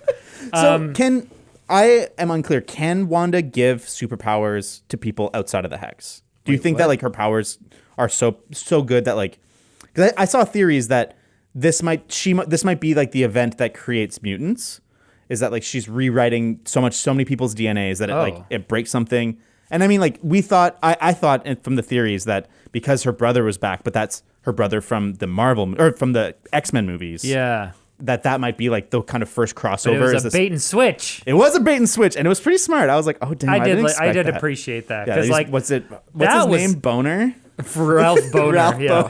That was a moment where I was like, oh, no way. Is that Yeah. what are we doing? But I don't understand it at the end, though, because at the end it was like Harkness just took a random townsperson, and this random townsperson looks like the X-Men Quicksilver. It's only interesting because the audience knows that Yeah. that's Evan Peters who plays Quicksilver in the X-Men movie. So when Ralph Boner arrives at the doorstep and Wanda sees him, how does she know it's her brother? Magic.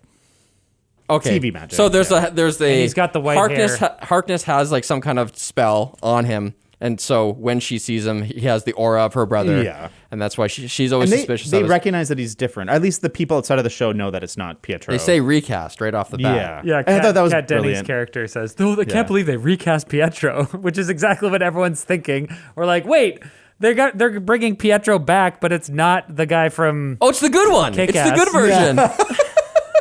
Yeah, they I did don't know. that the Kick-Ass version I pretty think, dirty. Well, I think he's only a bad version because it was Age of Ultron and that movie is bad. yeah, it's but one of the worst. What does he Yeah. even get to do? Just go, ah, and then get killed? Yeah. I was so disappointed. In that movie, they're kind of the villains to start, and then they turn into Avengers.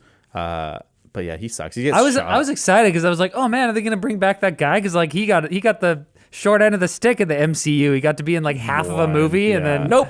Yeah, see you later. Oof. Yeah, I really liked that. I liked how they kind of did that bait and switch. Normally I think I would feel played, where I'm like, you're just playing with my emotions. Like you know that I know this, so then you're tricking me. But I don't know. I really liked how they did it. I think And it's just really clever. Like it's Yeah. such a clever meta because take it on opened up all these questions. Yeah. Where you're like, wait, is this how they're going to do the X-Men Totally. thing? Is that how they're going to bring them in? Yeah. And other questions like, okay, so did like a part of her brain that she's not conscious of manifest him? Yeah. And then there's a scene on the Halloween episode where they're talking to each other and he's like supporting her. And you know, like, yeah, what you're doing is sweet. This world you built is awesome. I don't think it's unethical at all. So it's like, okay, that part of her brain made someone there to support her in this aspect of what she's doing. But then in that same scene, that's when he's like, don't sweat it. It's not like your dead husband can die twice. And she Yeah. blasts him. Yeah. And I wrote that. I'm like, what does that mean? That's inconsistent with what I just thought from the same scene. Right. Which is great because it's a mystery box, and you're like, "What is this guy? What's his role? This is more data that I need to assimilate and kind of analyze." It's great. Yep. I'm excited about our kids to grow up. I want to know what's going to happen with them. How can Billy her see kids are things dead, that man. Wanda can't see? Billy's her psychic kid. Yeah. He's like in the comics, he's like a super powerful. But he was seeing stuff that Witch within was- the hex that, like, doesn't she just know everything within the hex? I don't think so. I think that she's like compartmentalized because Yeah. it's like it's grief, and so she has all this power that she's manifesting, but she's not fully aware of all Yeah. of it. She's I like thought she repressed- should be, but I'll give them this out, which is throughout the show, you see all these examples of how her control of everything is breaking down. She no longer can manage it. Yep. You see the lady hanging her Halloween. Oh, and she's got the tear. Yeah, she's hanging a decoration. She's just in these robotic movements over and over again. Like she's been forgotten. Yep. Wanda's no Yeah. longer managing that part of the program. That she's just trapped there. I so sad. love that part of the episode because Vision is like on his quest to find out what's going on, and he works his way out. He sees Agatha, and they have their conversation, and it's like, well, this is pretty dark because like she's really weird and twisted.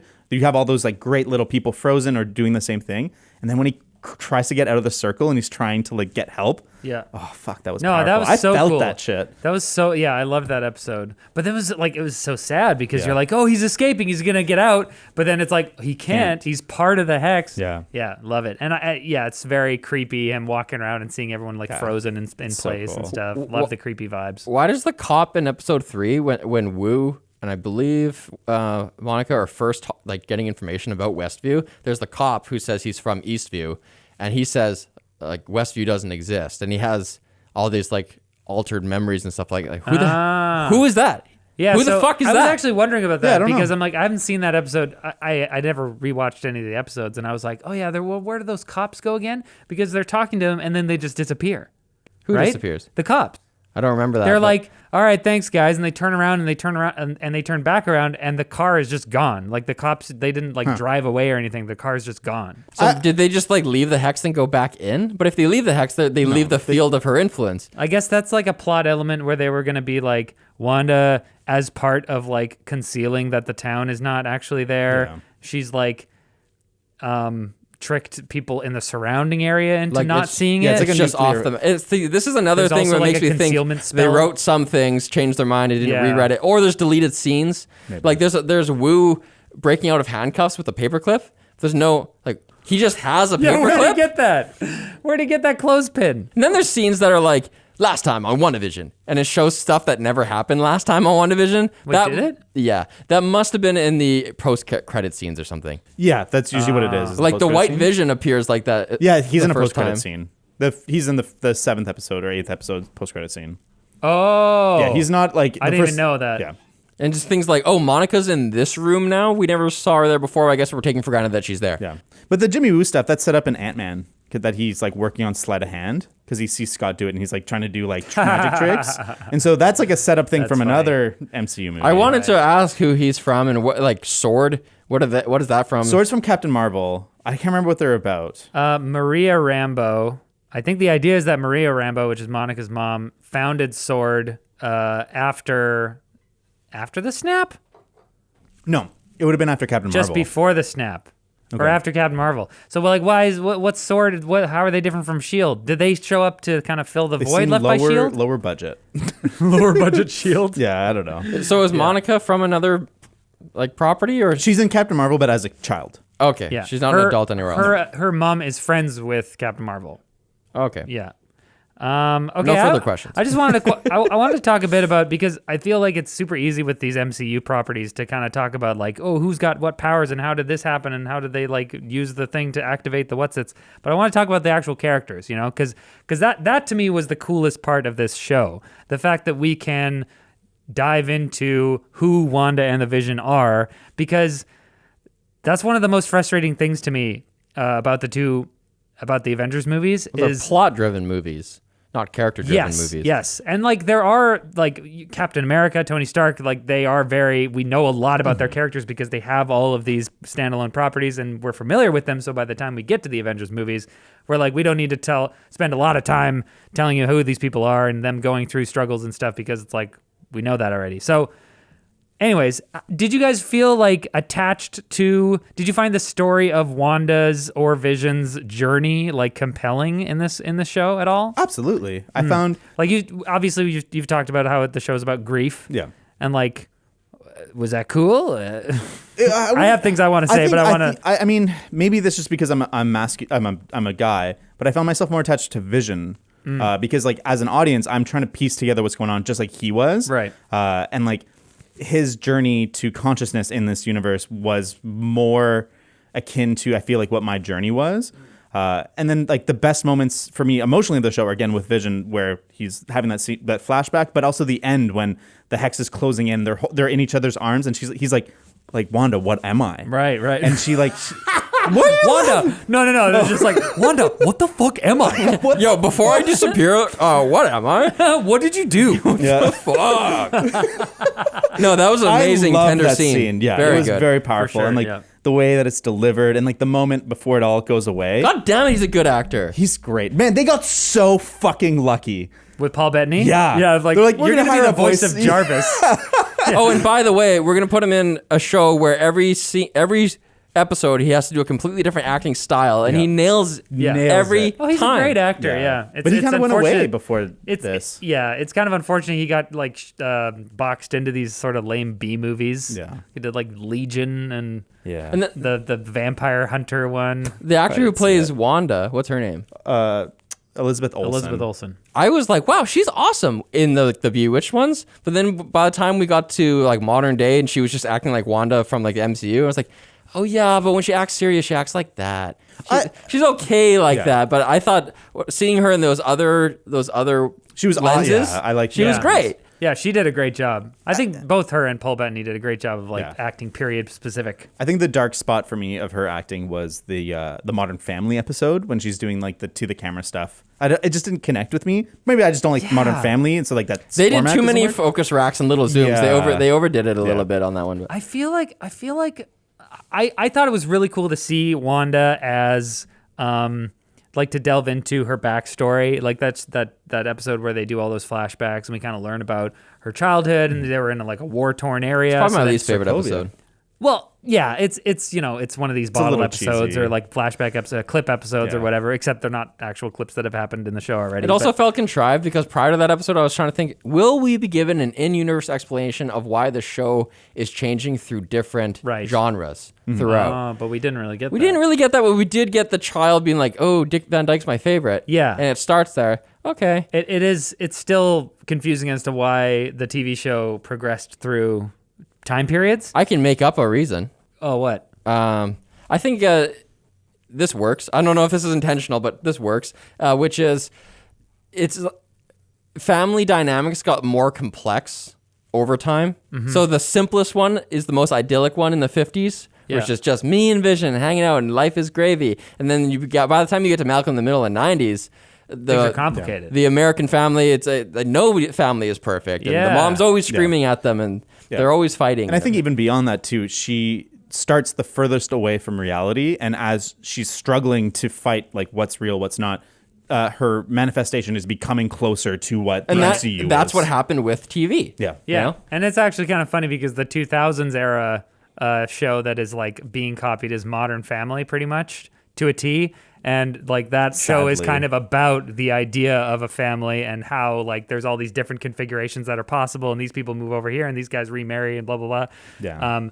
So yeah, it's addressing the idea that like things have gotten more complicated and your family is like maybe broken and you're trying to figure out how to make it put it back together. And authenticity too, because in the 50s one, it's like keeping up with the Joneses and how good can your family look from the outside. Yeah. But by the time you get to the modern era of TV, it's like we're doing interviews with the cameraman over here. I'm actually just spilling out my inner monologue. Right. You know, it's way more transparent. Okay, well, if that's a reason that you just came up with just now, I think I really like it. Oh, you're welcome. That's I'm gonna say that show meant to do that, and it was a great idea, guys. Good job. I think it's one of those things they sought out to do one thing, and then a reason that just totally makes sense presents itself, and you're just like, I love it. It works. I We think can that's get away with it. Part of why like the concept itself is like it's doing so much heavy lifting, where it's like just the ideas themselves naturally build out into like a thing that works. Right. So I loved how they kind of set that up. That's the reason why we're seeing this kind of 50s idyllic lifestyle, because she was into the Dick Van Dyke Show, and it kind of like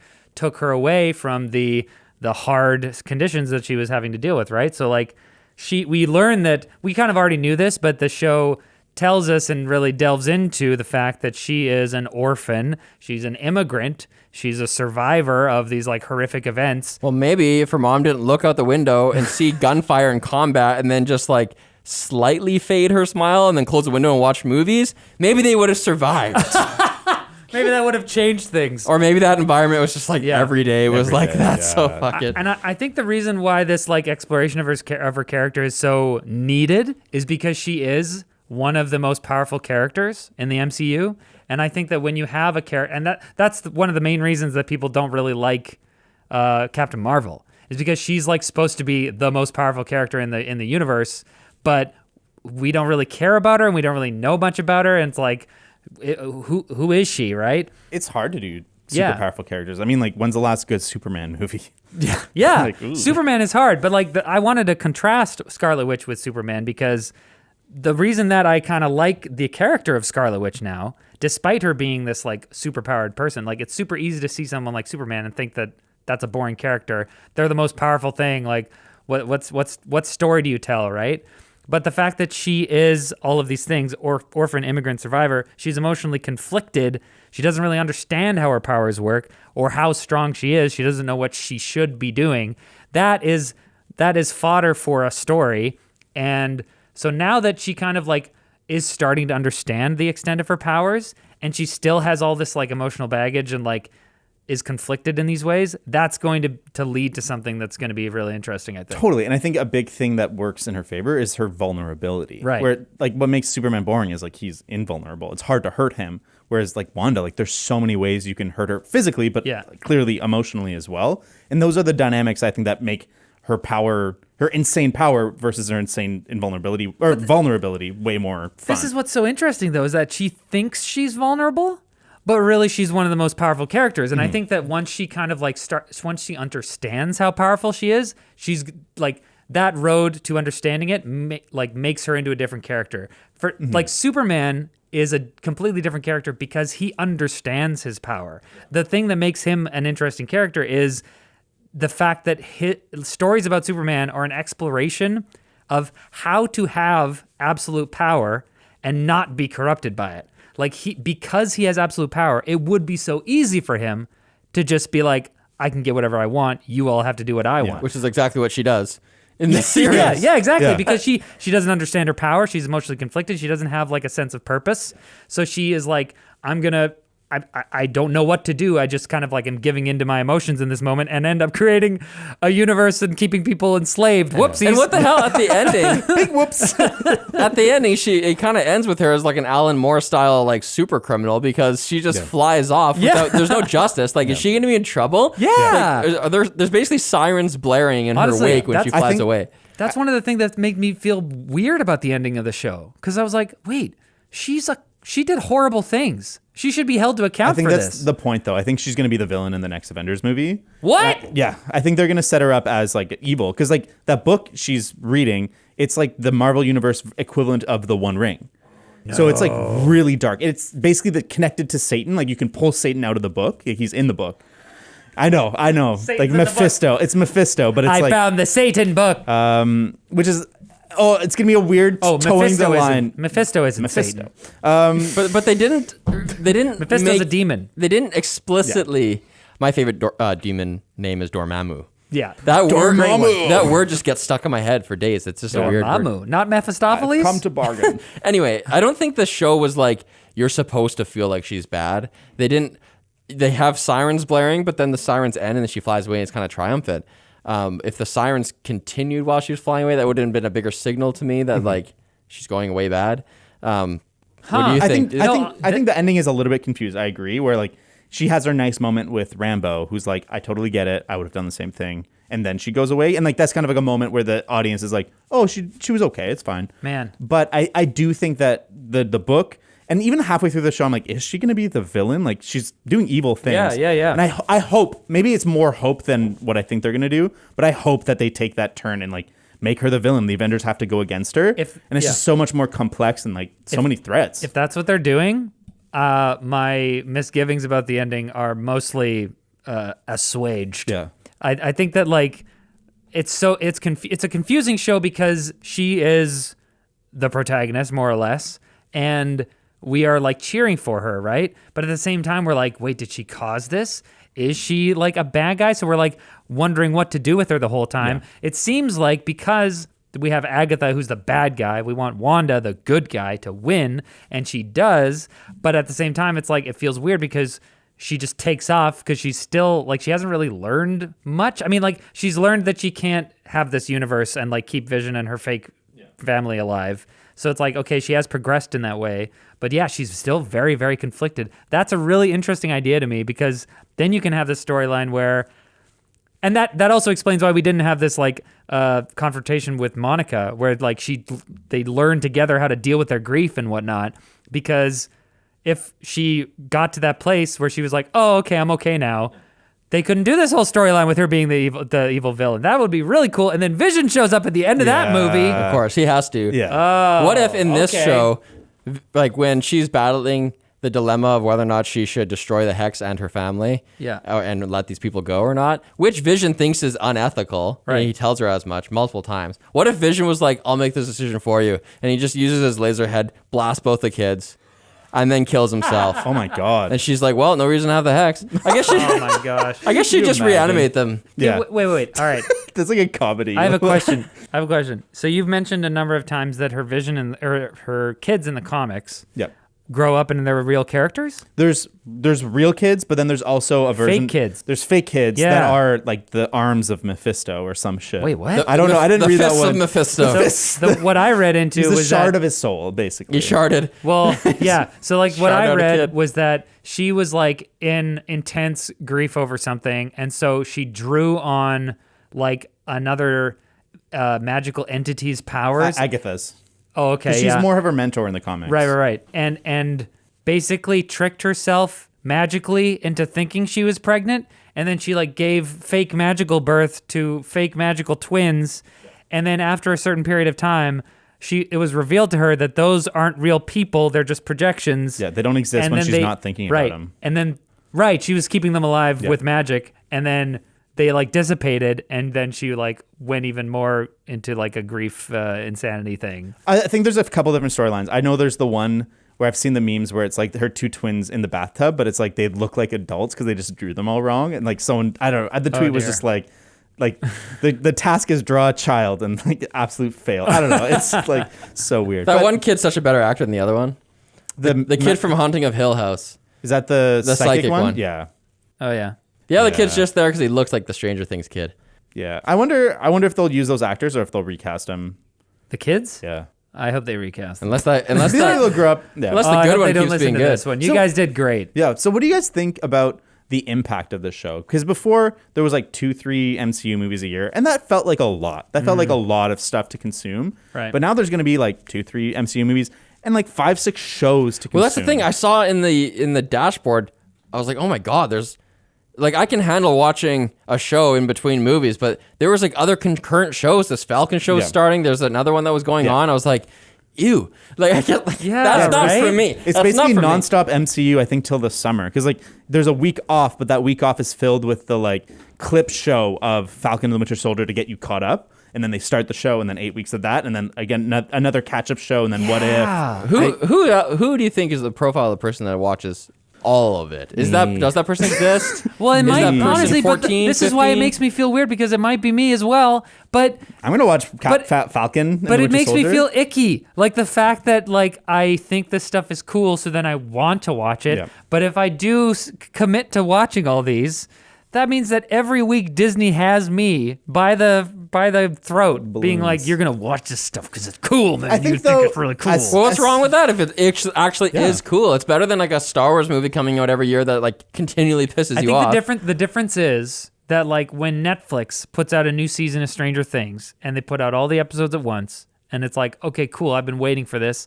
I'm gonna go and I'm gonna watch the episodes, and now I'm done with the show. Now I can move on with my life. I don't have to think about Netflix all the time. The fact that these shows are releasing every single week means that Disney is gonna occupy real estate in my brain every single week for the foreseeable future. Well, think about how many memes there were of WandaVision. It took over Twitter. yeah. We're gonna have that for the next show, and then the next show, Yes. and then the next show. Like we're not ever gonna stop talking about the MCU. Yeah, they're just gonna dominate. if they do their job. If they do it's- their job. If it keeps being good. That's true. This might Right. be like the height of it. Maybe the next ones are less interesting, but Yeah. we don't know. I can only hope that some of these shows are gonna suck. I don't know. I don't know what I want. The only thing I'm sure of is that it just feels a bit weird because Disney owns every cool pop culture franchise, basically. Yeah. And it gives me a icky feeling. Well, and like, okay, if they can if they can weaponize the MCU in this way, and then they're doing it with Star Wars, like we already have the Mandalorian. There's the Star Wars Bad Batch. oh my gosh. So that's going to come out. Like they are going to be able to take away they have these hundreds of properties and turn them into weekly shows, and then like nonstop have us talking about Disney shit. I don't know, man. I guess I don't know because they killed it with the MCU phase 1 to 3. Yeah. Like that from Iron Man 1 to Endgame was just like it wasn't flawless, but it was pretty close to being like it was definitely one of we've talked about this. It's one of the most amazing achievements ever in movie Pop history. culture cinema, yeah. And so now I'm just kind of I'm worried that it's gonna be more of instead of being more of that, it's gonna be more of the Star Wars sequels stuff, where it's like we're just gonna try our best to milk this franchise because we know that people are in. We got I our think the hooks in. difference is the distributed nature of it, right? Because they have all these different people and diversity. Like having a writer who's female on this, I don't think a random like the regular dude would have made this show. Anyway, the point is they have a distributed network of people who are like, I'm going to make a horror movie, and I'm going to make a sitcom, and I'm going to make this, and it keeps it fresh. Yeah. Whereas Star Wars kind of feels like it's a similar genre. Like you can kind of have like a little bit of differentiation. Like one's kind of a little bit more Western, one's a little bit more heisty. Yeah. But they all have like a similar taste. But yeah, the MCU does have. But Star Wars has to have those wipe transitions. Yeah. It has They to don't have, have to. it has to have an opening crawl. I don't think they have them in Mandalorian. Yeah, they do.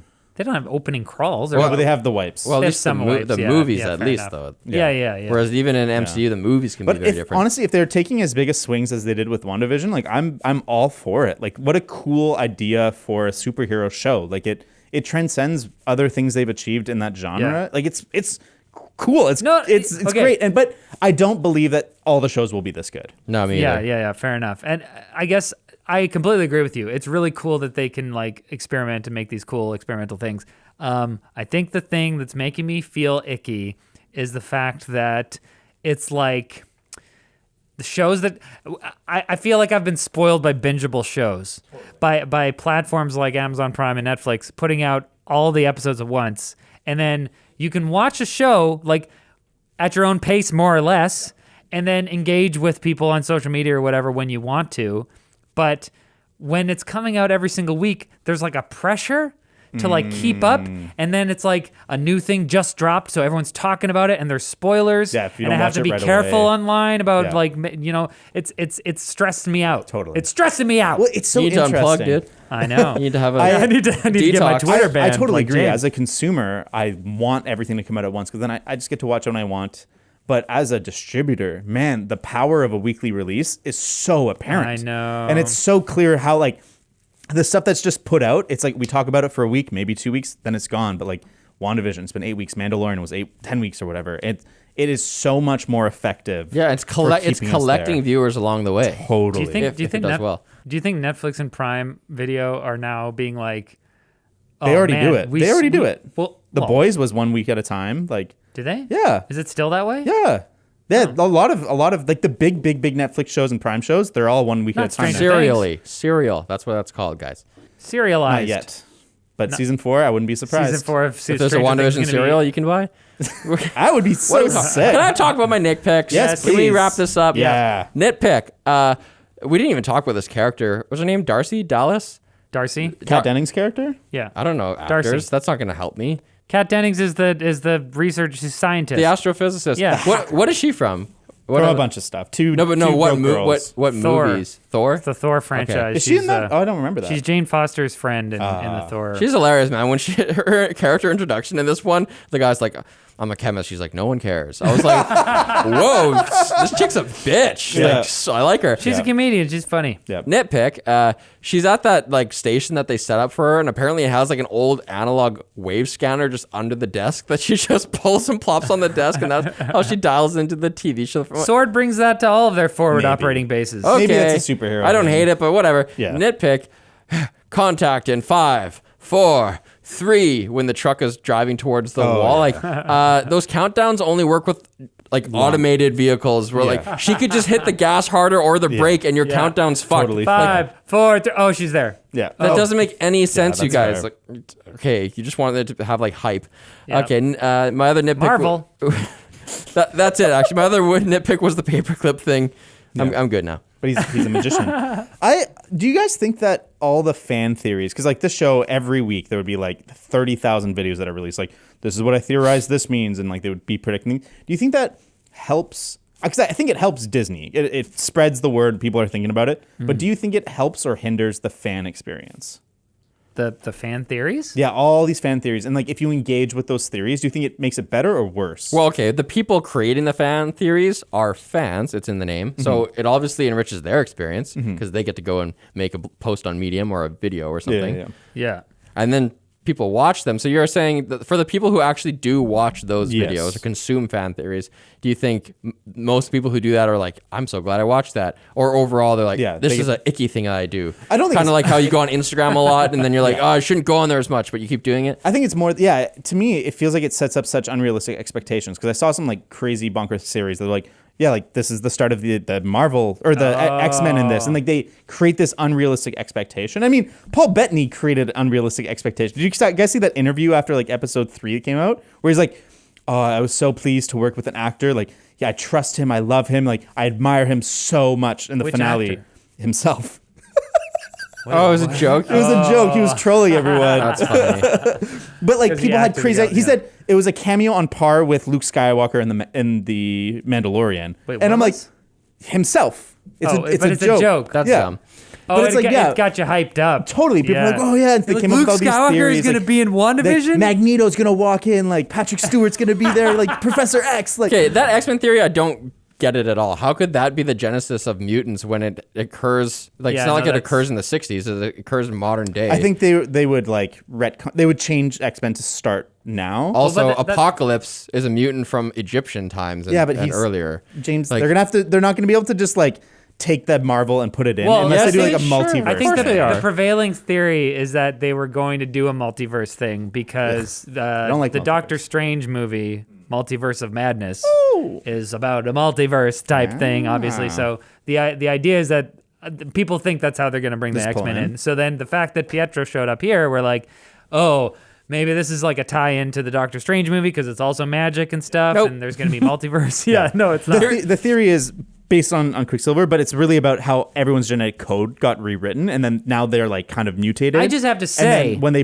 breed, so it'd be a generation down the road. I just have to say that wouldn't be X-Men because the X-Men specifically are the result of evolution of like human genes spontaneously having these mutations that give them these powers. So if it was like an exterior cause that caused the Well, that's mutation. still It's could a mutation, work. Like, but it's not like it's more like you got affected by don't- this thing. yeah. It's not like you were born with it. But Monica's was the same thing. It's not necessarily that that Wanda's like psychic shield, like the hex barrier, had like an intentional effect on her. It could have just been like it mutated you randomly three times, and that just randomly gave you powers. But I'm saying in the comics, they differentiate between the idea of a mutant and the idea of someone who has had Gotten their genetic powers. code tampered with. Yeah. There are different types of people. That's fair. That's fair. One thing that I wanted to say is kind of a nitpick, sort of, but like in the comics, Wanda's powers very, very, very gradually over her character history evolve from being like pretty weak to being like you're the supreme sorcerer of the universe, basically. Yeah, Not of the universe, but she's more one of the powerful more. than this. She's more powerful than the Supreme Sorcerer. right. well, she's, like, super, super Harkness powerful. teaches her how to use real magic. It's yeah, sort of. But I liked Wanda Maximoff, the character in the MCU, kind of starts out having these like crazy good powers, and I think I was confused when I first saw her in like what Civil War, I guess, or something. No, Age of Ultron. Age of Ultron. But then she's also in Civil War, and she's like got super good powers. Because the character originally was like she can alter probability. And that's her whole deal. She can just kind of like make random things happen, like make some things more likely to happen and make other things less likely. Slip on a banana peel. So then it's like the way that she's contributing to these like Avengers battles is being like, oh, there's a bunch of bad guys, and I like make it more likely that their guns are gonna jam. And then it's like, oh, whoops, she's she just like can't shoot at a you. dice modifier. Yeah, It's like basically. Domino, yeah. Yeah, she's in the code of the game. And over time, she kind of like learns to unlock more of her powers, and it's like very, very gradual. And then she like from there she can shoot little bolts at people, and then from there she kind of gets more powerful. And so it's kind of lame to me that she starts out being like really powerful already, because like by the time Infinity War happens, there hasn't really been any character development on her part. But she's like the most powerful person. She's going to 1-to-1 with Thanos and stuff. It's like no big deal. And so I would have liked if there was a bit more of like a progression of like, you're not already the most powerful person. Because I think that would have given more power to the more weight to the idea that she is the most powerful person. If she's like, you're the Scarlet Witch, you have chaos magic, that's the most powerful thing ever. But it's like, we already know that she's the most powerful person ever. So it's just kind of, there would have been more weight there. Now agree. she's even more powerful. She just like beat her own record. Yeah. PR of magic. I agree. I think that the growth from Age of Ultron to Endgame is not super clear. And part of it is that she has never been a main character. Like she's always been a side character. And so they're relying, I think, on the fans' comic book knowledge to fill in those gaps and make it that we understand. But it's I do appreciate how there's a clear progression in the sense that she doesn't know why she has the powers. She doesn't know how to use them really. And now she's like got the dark hole, apparently. I didn't see She got the dark hole. She got the dark hole. My hit pick is how they explain away her accent. I like that they It's like great. flew in Yeah, the what did face they of say that. there?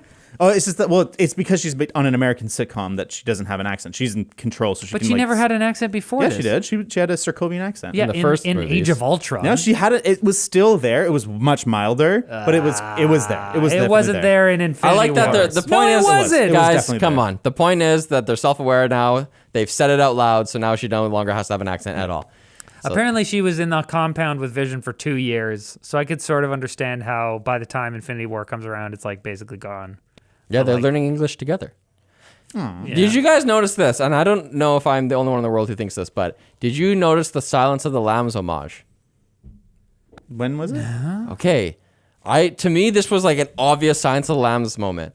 It's when she's about to go down into the basement and discover Harkness's lair. Yeah. She's upstairs in her house, and suddenly, and Harkness's, her neighbor, is in the kitchen, okay? So Wanda sees a moth on the curtain. Suddenly there's a bug crawling on her wall. Yeah. And then there's a shot, it shows Wanda's point of view looking at Harkness in the kitchen. Harkness is in the kitchen with a window behind her, lit in a very similar Silence of the Lambs in a way, with the window light behind her. And Harkness says something and then like moves out of frame, out of view. Very Buffalo Bill like. Yeah. And then Wanda goes down into the basement, which looks exactly like a Buffalo Bill basement. Yeah. And then that's it. That's the end of the little sequence. But it's to me, I don't think I'm reaching. I think if anyone watches it, it'll look really Silence of the Lambs.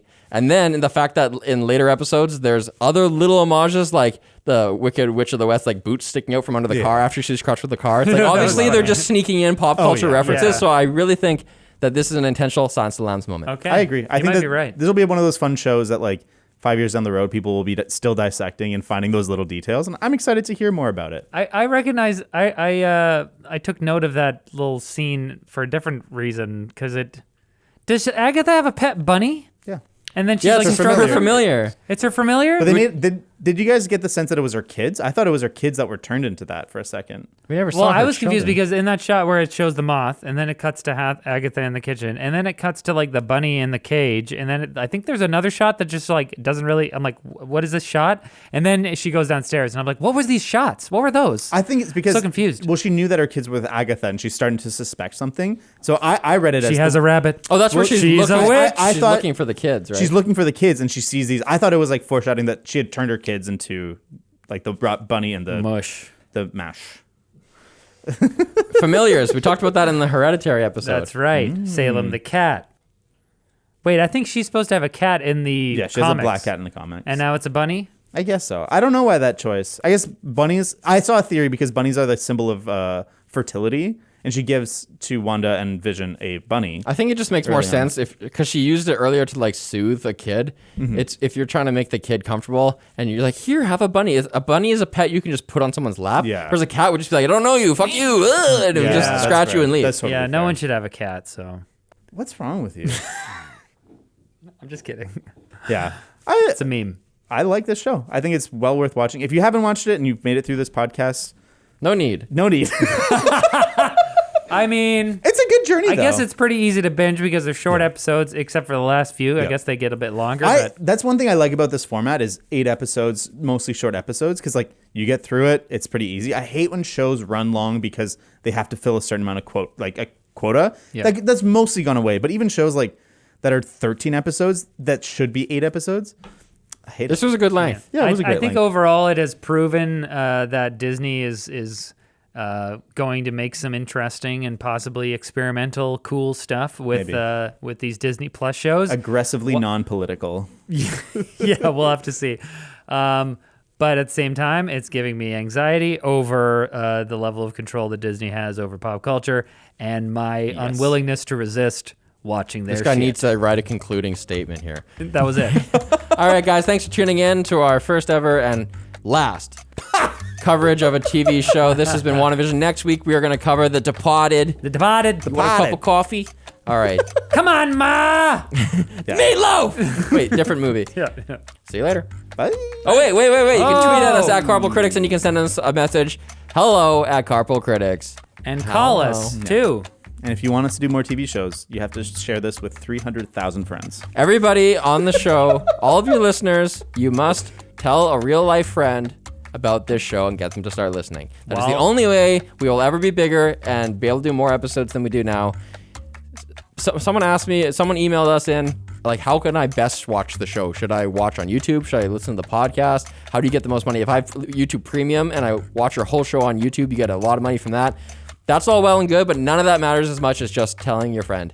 And then that's fun because I actually have personal friends that listen to this show, and every time I see them, I talk about the show and I talk about the movies, and it's fun to be part of the convoy. So, Join the convoy. We're heading over the horizon. convoy! Somewhere over the rainbow. Westview, New Get Jersey. another trailer on your trailer.